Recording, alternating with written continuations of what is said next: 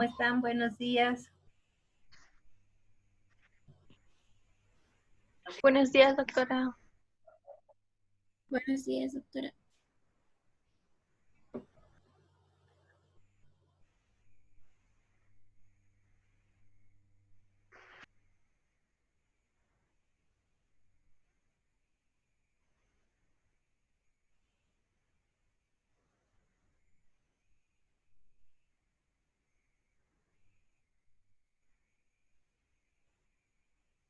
Bien, vamos a hacer hincapié a los métodos de diagnóstico que se utilizan en toxoplasmosis.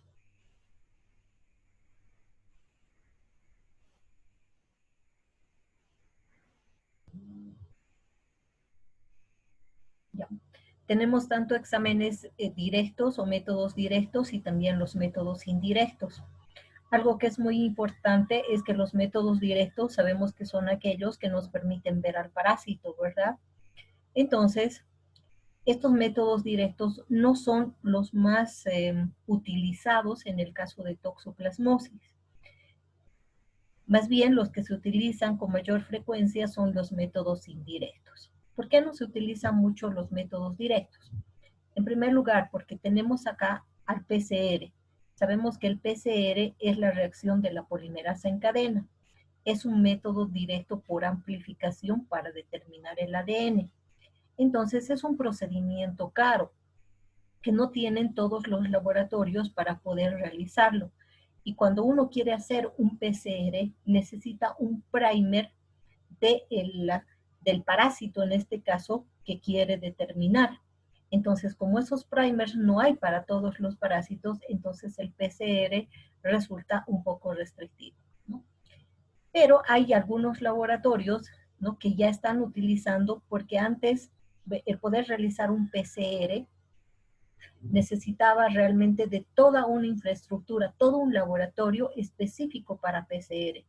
Pero ahora con el avance de la tecnología están haciendo equipos de PCR en tiempo real, pequeñitos, que también obviamente son muy caros, pero que ya se puede, ya hay posibilidad de poder tenerlos y hacer un PCR, como les decía, en tiempo real, que no es tan costoso como el que era antes. Pero de todas maneras, este PCR no es nuestra primera elección.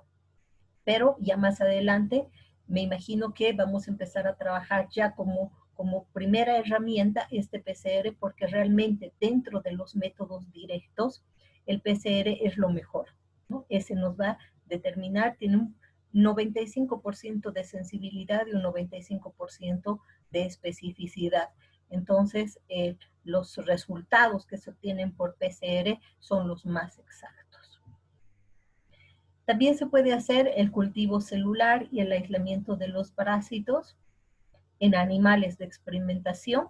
Ya cuando se hace este cultivo celular, lo que vamos a observar, o el aislamiento de los parásitos en animales, lo que vamos a observar son estos, los zoitos, ¿no? Se denominan así. Y cuando se los tiñe, esto es ya con inmunofluorescencia, lo que están observando esta figura. Cuando los vemos teñidos con Giemsa, tienen un color más o menos medio guindo, medio violeta, ¿no? Que se los voy a mostrar cuando retornemos a clases para que ustedes los puedan ver. Entonces, cuando se obtiene una muestra de tejido, ¿no?, lo que se hace es sacar esa muestrita, colocar en un portaobjeto, fijar, dejar primero que seque. Una vez que ha secado, hay que fijar con alcohol y luego teñir con Giemsa. Entonces, de esa manera, lo que se observan son los zoitos libres, que vendrían siendo estos, así como una especie de lunita, de media luna, ¿no? Y como les digo, que se tiñen de un color más o menos violeta, ¿no? Esos son los que observaríamos, pero eso es, como les digo, súper raro de realizar. Lo que generalmente vamos a hacer en el laboratorio van a ser los métodos indirectos. Entonces podemos hacer radioinmunofluorescencia, solamente inmunofluorescencia, que es el IFI. El RIFI es radioinmunofluorescencia indirecta. El IFI, inmunofluorescencia indirecta, ¿verdad? O los ELISAs, que se puede pesquisar cualquiera de las 4 inmunoglobulinas que son más comunes: IgM, IgA, IgE e IgG. Estas tres primeras, la IgM, la IgA y la IgG, se solicitan cuando el paciente está en una fase aguda, ¿no? Entonces, si el médico nos pide una IgM, una IgA, una IgG, es porque está sospechando de una fase aguda. En cambio, la IgG es para detectar o pesquisar anticuerpos en una fase crónica. Lo mismo sucede con el IFI. En el IFI también podemos nosotros realizar un IFI para IgM, para IgA, para IgG o para IgG. En cambio, la hemoaglutinación indirecta, ¿ya? Que es el HAI, esta hemoaglutinación indirecta solamente pesquisa inmunoglobulinas de tipo IgG, solamente IgGs. No pesquisa ni IgM ni IgA. Entonces, muchas veces esta hemoaglutinación indirecta solamente tiene utilidad en casos de estudios epidemiológicos, por ejemplo, que queremos saber de una determinada población, por decirles, de todo el, de todo, determinar de todos los primeros años de la universidad, de todos los primeros semestres, determinar el número de pacientes que tienen toxoplasmosis, ¿no? Pero no queremos saber si están en una fase aguda o una fase crónica, solo queremos saber el número de pacientes que tienen toxoplasmosis. Entonces, para ese estudio podemos hacer hemoaglutinación indirecta, ¿no? Va a ser solamente para pesquisar a aquellas personas que tengan. Pero si yo tengo una paciente que nos ha remitido el ginecólogo, la mujer está embarazada, la paciente está embarazada y nos pide ELISA, IgM, IgG, entonces no me sirve o me dice que se hagan estudios para el diagnóstico de toxoplasmosis. En esa mujer embarazada es importante hacer IgM e IgG. Entonces no puede ser mi opción hemoaglutinación indirecta. Ahora, si yo tengo solamente ELISA IgM para toxoplasmosis y tengo hemoaglutinación indirecta también para toxoplasmosis, puedo hacer esa combinación, ¿no? Hacer una ELISA de IgM que me va a detectar o pesquisar anticuerpos en fase aguda y una hemoaglutinación que me va a pesquisar anticuerpos en fase crónica, pero no es lo ideal. Para poder nosotros hacer un seguimiento del paciente, que es lo que nos va a pedir luego el médico, porque nos va a solicitar este estudio y luego que él inicie el tratamiento, ¿no? Después qué sé yo, de unas 2 semanas o 3 semanas, va a pedir nuevamente las pruebas. ¿Para qué? Para ver si el resultado o si han bajado los títulos de las inmunoglobulinas que hemos pesquisado para ver si el tratamiento está siendo efectivo o no. Entonces, si nosotros combinamos dos métodos, es difícil hacer el seguimiento. Lo mejor es siempre utilizar el mismo método para las dos inmunoglobulinas, ¿no? Entonces, lo ideal, realizar ELISA IgM e IgG o inmunofluorescencia IgM-IgG. Como les digo, solamente en el caso extremo de que no tuviéramos, podríamos hacer la combinación, pero no es lo más apropiado. Ahora, eh, otra prueba que tenemos que tener siempre en el laboratorio es el test de avidez a la IgG, ¿no? Este test de avidez a la IgG. Eso es muy importante. Como protocolo en muchos hospitales ya se realiza. Para cualquier mujer embarazada se pide el ELISA o se solicita al médico ELISA, IgM, IgG. Y de acuerdo a los resultados, ya de hecho el laboratorio hace un test de avidez a la IgG sin que sea necesario que el médico solicite, ¿no? Ya como protocolo. Pero en caso de ser un laboratorio privado, pues vamos a esperar que el médico nos pida, ¿no? Entonces, en ese caso sí, pero sí tendríamos que tener y obviamente guardar el suero, porque con el mismo suero que hemos hecho tenemos que hacer el test de avidez a la IgG. No sé si tienen alguna pregunta.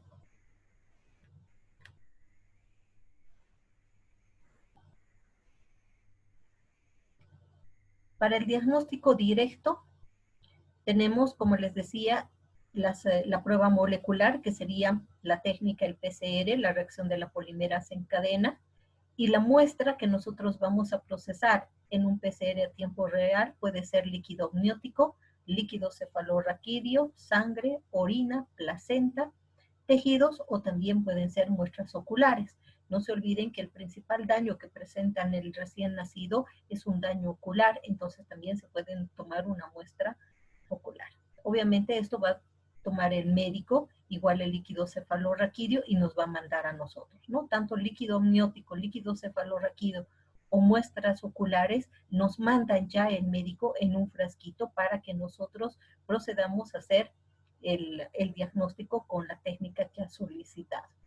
La muestra de sangre, de orina, podemos obtenerla nosotros, ¿no? El resto de las pruebas las va a obtener. Ahora, ¿qué es lo que nos permite determinar el PCR? Como ya les decía, lo que nos va a permitir determinar es el ADN del Toxoplasma gondii. El diagnóstico en el embarazo va a ser, se puede hacer en 18 semanas, ¿no? Mayor a 18 semanas, y como les decía, miren, la especificidad en este caso, con esta prueba, tiene una especificidad del 90 al 100%, ¿no? Y una sensibilidad del 60 al 80%. Y el valor es limitado en sangre por la corta parasitemia, ¿no? Entonces, lo que nos conviene más hacer es acá no que nuestra muestra no sea tanto sangre, sino lo ideal que sea líquido amniótico, ¿no? Ese es el líquido amniótico, es el más específico. Este LA se refiere a eso, ¿no? El líquido amniótico que se podría hacer y tendríamos esta sensibilidad y esta especificidad. Para el diagnóstico en el recién nacido, lo que podemos tomar como muestra sangre, líquido cefalorraquídeo o orina del recién nacido. Entonces, este va a detectar parásitos tanto vivos como muertos. No importa si están vivos o muertos, el PCR va a detectar el ADN de esos parásitos. Entonces, en el que tendríamos acá, y obviamente acá la sensibilidad aumenta, ¿no? Acá la sensibilidad está solo en el 60-80% en la mujer embarazada. En cuanto al aislamiento, se puede hacer también por técnica de los cultivos celulares. Entonces ahí lo que queremos es aislar a los bradizoitos o a los oitos libres o intracelulares. Las muestras pueden ser las mismas que hemos visto acá, líquido amniótico, líquido cefalorraquídeo, podemos hacer en sangre, en orina, en placenta, en tejidos, en muestras, y principalmente lo que se hace es tejidos para observar a los bradizoitos o a los oitos libres que les mostraba en el anterior. Durante el embarazo es poco utilizada, no tenemos los resultados en 3 a 30 días porque hay que esperar, entonces a veces es bastante tiempo, ¿no? Por lo tanto, no es una muy buena opción. Otra que tenemos es un diagnóstico histopatológico. Para eso lo que se hace son tinciones de las muestras. Las muestras pueden ser de placenta, pueden ser tejidos fetales, y lo que se van a observar van a ser bradizoitos y quistes. En el diagnóstico en el embarazo, lo que hay que ver es la anatomía patológica de las lesiones, ¿no? Y obtener buenas muestras para hacer las tinciones y poder determinar. En el recién nacido tenemos lo mismo, es rápido, pero es muy poco sensible. Es probable que la muestra que se ha obtenido no presente ningún zoito libre y sea en realidad un falso negativo, que el paciente sí tenga la parasitosis, pero que nosotros no estemos observando. Entonces, dentro de lo que vendrían siendo los exámenes de diagnóstico directos, lo que más nos interesa son, o el más sensible en todo caso, es el PCR.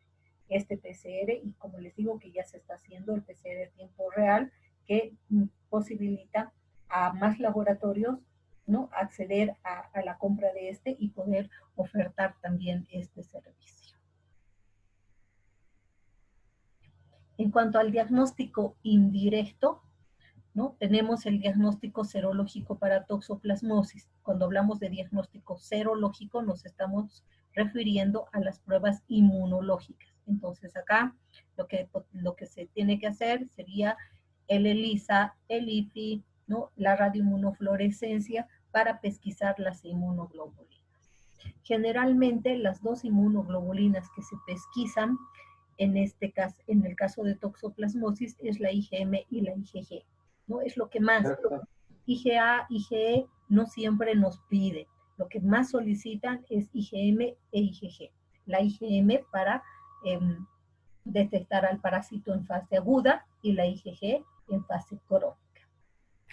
Entonces, si el resultado, si nosotros hemos hecho en el laboratorio una IgG y una IgM, ¿ya? Los resultados pueden ser que la IgG sea negativa y la IgM positiva, que ambas sean positivas, que ambas sean negativas o que la IgG sea positiva y la IgM negativa. Entonces tenemos 4 posibilidades, ¿no? Cualquiera de estos resultados podemos obtener de la muestra de un paciente. Entonces, ¿cómo interpretamos y cómo procedemos? Si tenemos acá que la IgG es negativa y la IgM es positiva, hemos dicho que la IgM detecta al parásito en fase aguda, ¿verdad? Entonces, ¿qué nos diría este resultado? IgG negativa, IgM positiva. ¿En qué fase de la enfermedad está mi paciente? Está en fase aguda. Exactamente, en fase aguda porque nos está dando una IgM positiva, ¿verdad? Entonces, es una alta sospecha de fase aguda, por lo tanto, puedo repetir ambas en 15 días y verificar cómo está esto. O directamente, ya el médico iniciar directamente el tratamiento. Luego tenemos IgG positiva, IgM positiva. ¿En qué fase está mi paciente?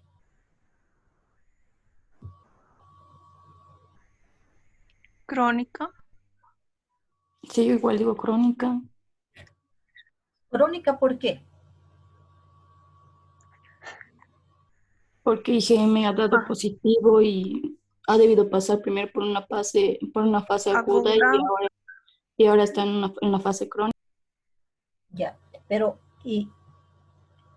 tanto la IgM, que es fase aguda, y la IgG, que es fase crónica, nos está dando positivos. ¿Cómo podríamos? Sabemos que la toxoplasmosis, lo ideal es detectar en una fase aguda, ¿verdad? ¿Por qué? Porque, bueno, no detectar, sino nos interesa cuando la mujer está embarazada, saber si está en una fase aguda o en una fase crónica. Entonces, un resultado con IgG positiva, IgM positiva, no le da la pauta al médico de saber si esa paciente ha adquirido la enfermedad antes del embarazo o durante el embarazo. ¿Y qué nos interesa saber? Si la ha adquirido durante el embarazo, ¿verdad? Porque la mujer embarazada va a transmitir al feto cuando ha adquirido la enfermedad durante el embarazo. Entonces, si la paciente ha adquirido la enfermedad antes de su embarazo, no va a transmitir al feto. Pero si la ha adquirido durante el embarazo, sí. Entonces, para eso, para el médico es muy importante que nosotros le digamos específicamente si está en una fase aguda o si está en una fase crónica. Y con este resultado no le estamos diciendo nada, le estamos diciendo puede ser que esté terminando en una fase aguda y empezando una fase crónica, pero no le estamos dando el resultado que él espera, ¿no? La información que él requiere para saber si su paciente necesita hacer un tratamiento, ¿no? Para ver si va a afectar o no al recién nacido los resultados, ¿ya? Entonces, ¿qué es importante hacer cuando tenemos este resultado? Ambos positivos, ¿no? Inmediatamente realizamos el test de avidez a la IgG, esta prueba, ¿no? Se realiza el test de avidez a la IgG. Entonces, este test es para determinar ¿qué? La presencia de inmunoglobulinas IgG. Entonces, si este test de avidez a la IgG me da alto, ¿qué quiere decir? Si estoy realizando un test de avidez a la IgG y ese test de avidez a la IgG es alto, ¿qué me reportará? ¿Fase aguda o fase crónica? Está en una fase crónica. Crónica, exactamente, es una fase crónica, porque como estoy realizando el test de avidez a la IgG y me está dando que este test de avidez es alto, entonces obviamente me dice que es fase crónica, ¿no? Entonces, ¿qué es lo que qué resultado tenemos? Descartamos una infección reciente.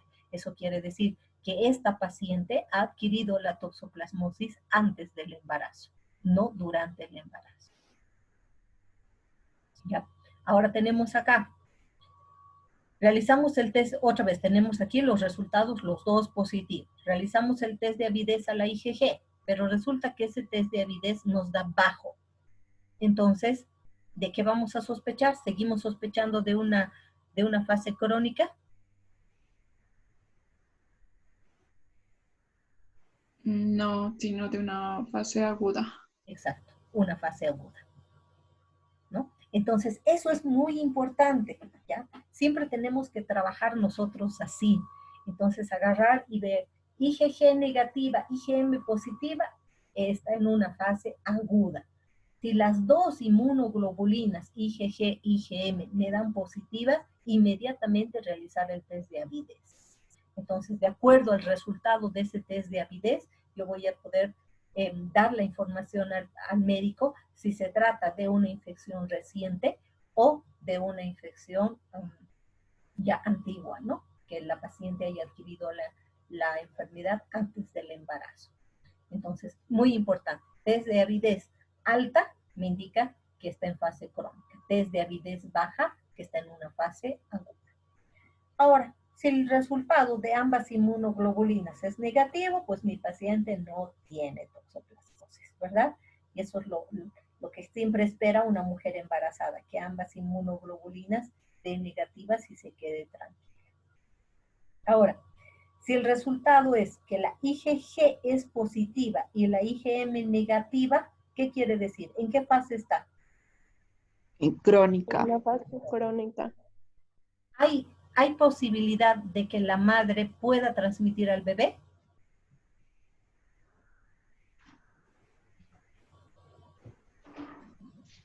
No, porque o sea, si está en una fase crónica, lo que indica es que ya adquirió la infección antes del embarazo, ¿no? Exactamente, exactamente. Pero ¿saben por qué también nos interesa esto?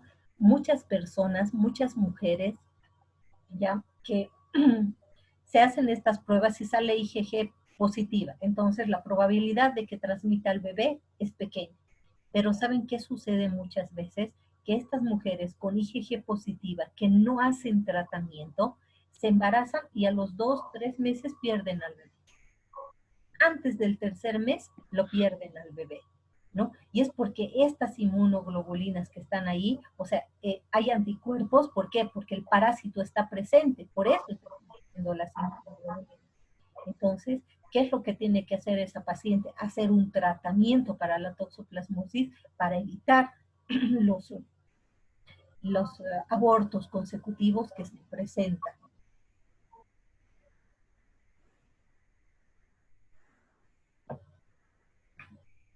Yo tengo una amiga que dio este resultado, IgG positiva, IgM negativa.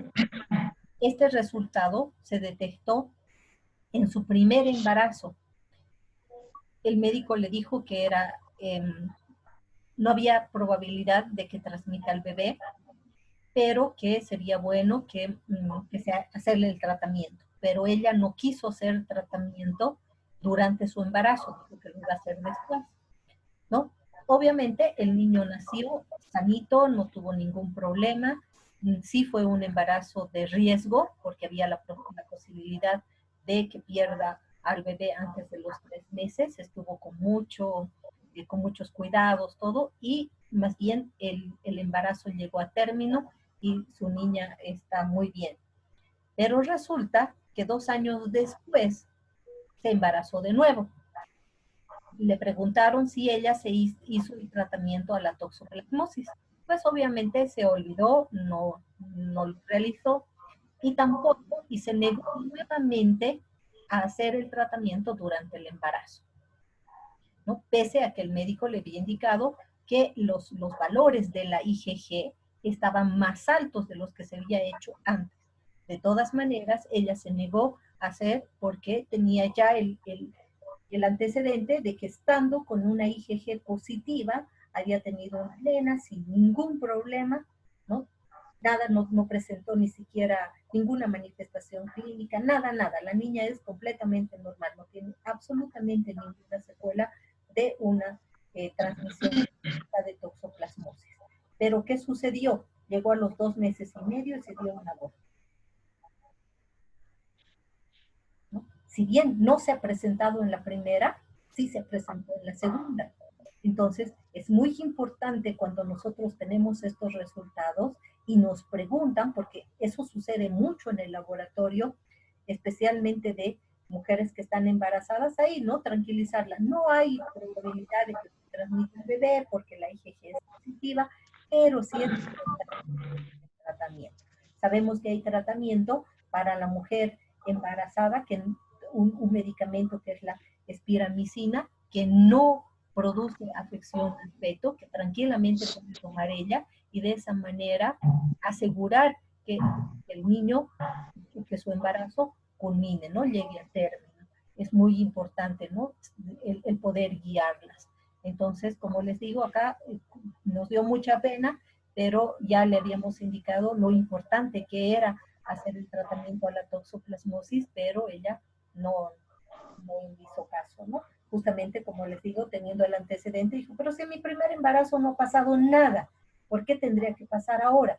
Pero es que, ¿qué pasó? Que las inmunoglobulinas estaban con títulos mucho más altos, porque el parásito dentro del organismo sabemos que se va multiplicando, entonces cada vez hay mayor cantidad y pues la afección puede ser mayor. Entonces, una persona que de pronto tiene una serología positiva a la toxoplasmosis, es importante que se realice el tratamiento. No sé si tienen alguna pregunta hasta acá.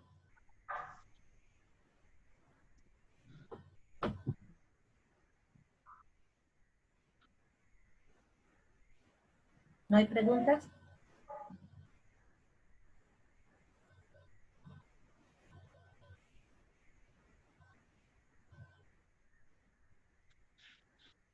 ¿No?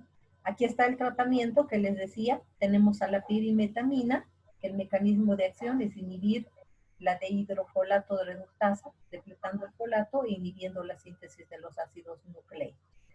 Pero esta pirimetamina, que es uno de los medicamentos de elección para la toxoplasmosis, tiene un efecto adverso, que es la mielosupresión, ¿no? Entonces, cuando el médico da la pirimetamina, necesariamente tiene que dar más ácido folínico, ¿ya? Pero no se van a confundir, no es ácido fólico, es ácido folínico. Este ácido folínico previene que el paciente presente la mielosupresión.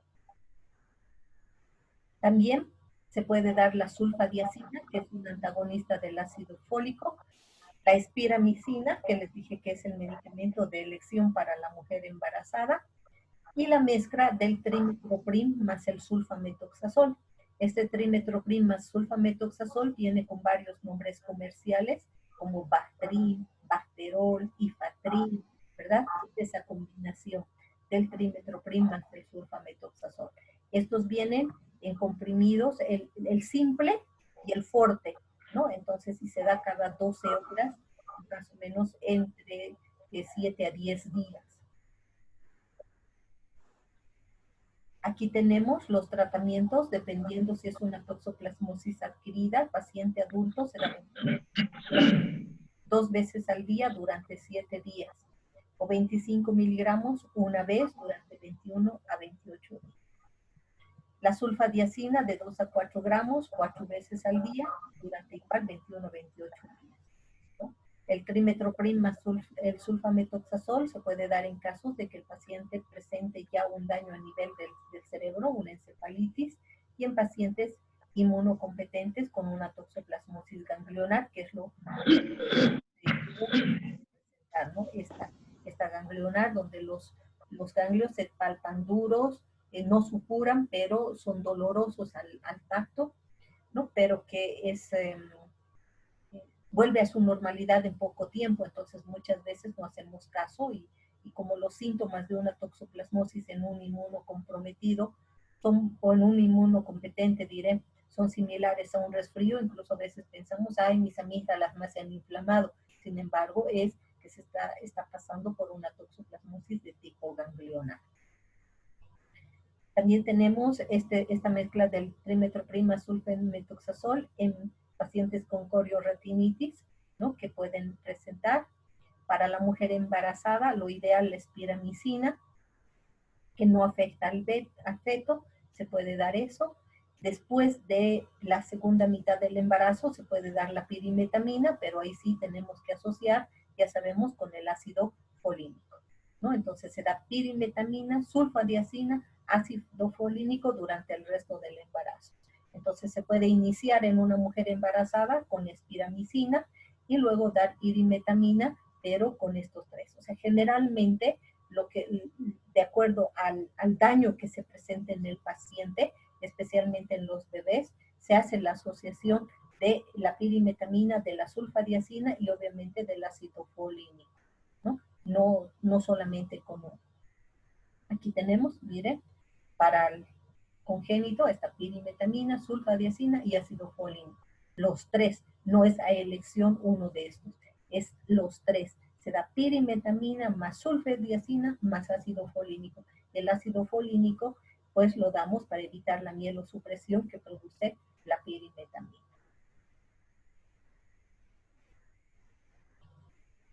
Preguntas, jóvenes, de todas sus dudas de este tema.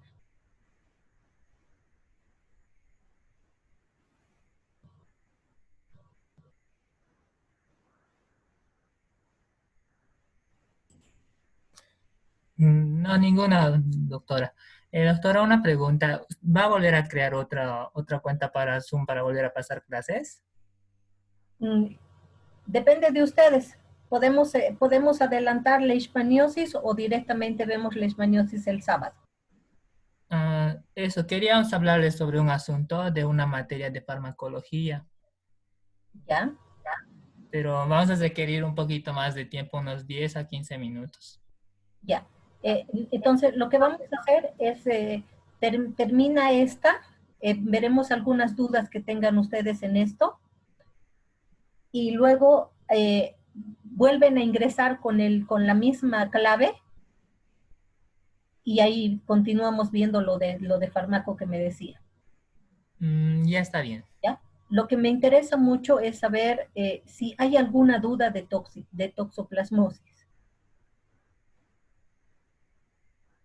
Sí, doctora, una pregunta. En cuanto a lo que es la patogenia, cuando, por ejemplo, el ejemplo que dio de su amiga durante esos 2 años después se embarazó, ¿no? ¿No presentó algunos síntomas y eso, unas molestias? No sé, eso me quedó duda. Ya. La sintomatología generalmente la presentas cuando eres un inmunocompetente, o sea, cualquiera de nosotros que no tiene las defensas bajas es un inmunocompetente. Entonces, ¿qué es lo que sucede? ¿Ya? Nosotros, cuando adquirimos la enfermedad, vamos a tener unos síntomas que generalmente no son específicos, es decir, va a haber un poco de dolor de cabeza, de fiebre, dolor muscular, va a haber mialgias, astralgias, es decir, dolor de las articulaciones, que se asemeja mucho a un resfrío y por eso es que no le hacemos caso. Incluso les decía que la principal patología que se puede presentar es la ganglionar, ¿verdad?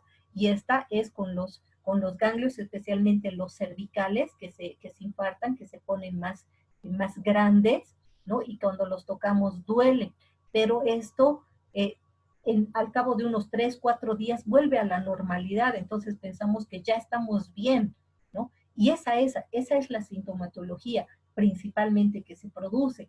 En cambio, si el paciente es un inmunodeprimido, puede presentarse una encefalitis, puede haber algún daño a nivel ocular, pero lo que normalmente le pasa a un paciente inmunocompetente, que sus defensas están bien, es eso, ¿ya? Que muchas veces es probable que incluso algunos de ustedes que conviven con gatos, principalmente, o que han consumido alguna vez carne no muy bien cocida de cerdo, que son los dos mecanismos por los que se puede adquirir la toxoplasmosis, pero principalmente con la convivencia con los gatos, porque los gatos, ya les dije, son los hospederos definitivos, entonces tanto en su pelaje o en sus fecas están los ooquistes, entonces existe la probabilidad de que hayan adquirido la enfermedad, pero que no presenten sintomatología o hayan presentado una sintomatología como la que les indicaba, que no han asociado a una toxoplasmosis, sino a un resfrío.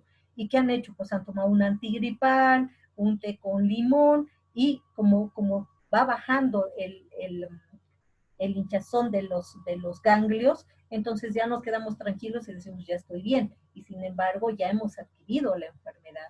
Entonces es muy importante, antes de embarazarnos, cuando ya ustedes se casan, ¿no?, hacer la prueba de toxoplasmosis para saber si, especialmente si tienen gatos, o en la casa de la abuela habían gatos, de hacerse la prueba para ver si no tienen la enfermedad. Y en caso de que la tengan, hacer el tratamiento para que luego cuando se embaracen no haya ningún problema, no tengan los abortos, ¿no? Entonces, volviendo a clases, tenemos el set de toxoplasmosis por hemoaglutinación indirecta. Lo que vamos a hacer es tomar las muestritas de todo el curso y a realizar la prueba para ver quién da positivo y quién no. Y el que dé positivo, pues inmediatamente se hace inicia el tratamiento, ¿no?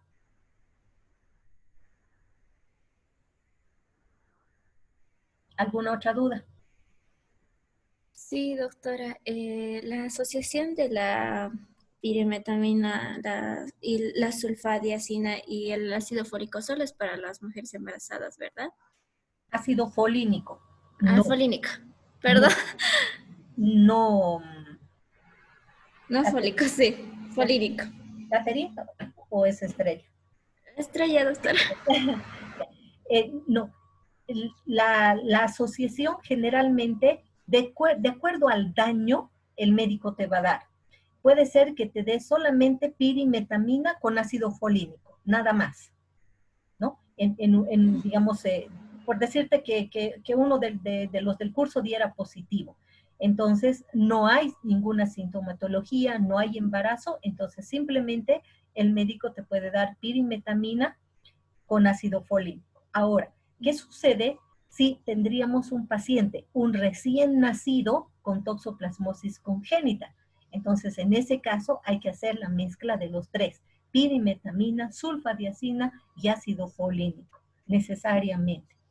¿Han visto el video que les he mandado de toxoplasmosis? No de la clase, sino un video de un caso clínico, o no les he puesto un video. No, ¿No les he puesto? no, doctora, yo no, solo vi sus videos de lo que grabó. He encontrado un video de un caso clínico de toxoplasmosis muy bonito de un niño que justamente dio de una toxoplasmosis congénita.